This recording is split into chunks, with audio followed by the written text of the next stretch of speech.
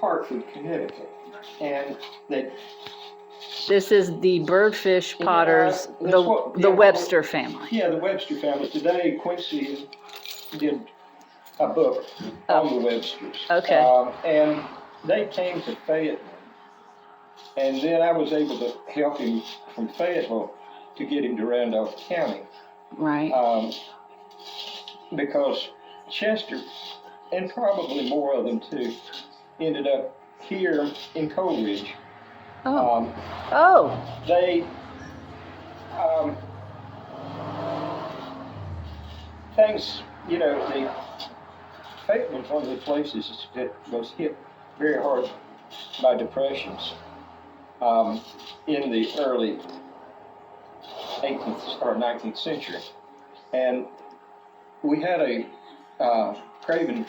Solomon Craven went down there and recruited Chester Webster to come right there in Coleridge. There, do you know where the cemetery is? The Methodist Church Cemetery? Yeah. Okay. Well, his house was right up there, along the and see, that's the Peter Craven homestead across the road there. Oh, all right. And I mean, you getting all this now? Yeah. Well, I mean, now you're in my stomping ground. Yeah, and see, Bartlett Yancey Craven took over his dad's shop. So there. The Cravens. So was JD from Coleridge too? Well, he was actually from closer here. He was. They went to when they left over near my house. Right. See, that's where John Anderson Craven's shop was. Yeah, that was tasty. But and that's where JD was born, you know, grew up. Right. It was near my house. And then those boys went to Moffitt's Mill and opened up a shop down there called Craven and Company. Okay. That was interesting too.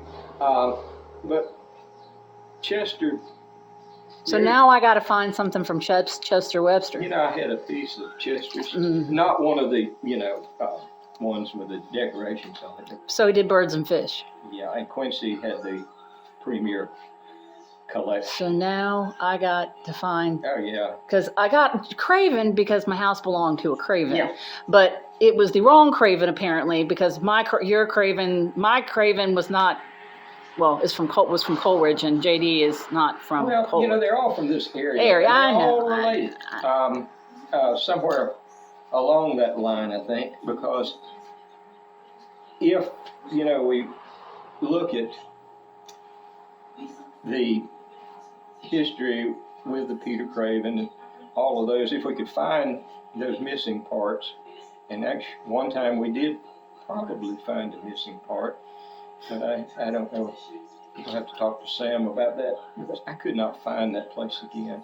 But we found a Craven site, and it might be the earliest actual Craven site there because it was one of the transitional where you're going from lead to the salt glades. Okay. And I was finding both at that site, but it was so hot, and we were Quincy and Betty and I.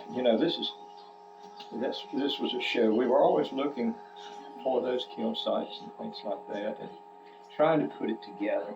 So and Quincy did the Craven book. Okay. He let it go. He didn't. He had several years more that he really should have put in it.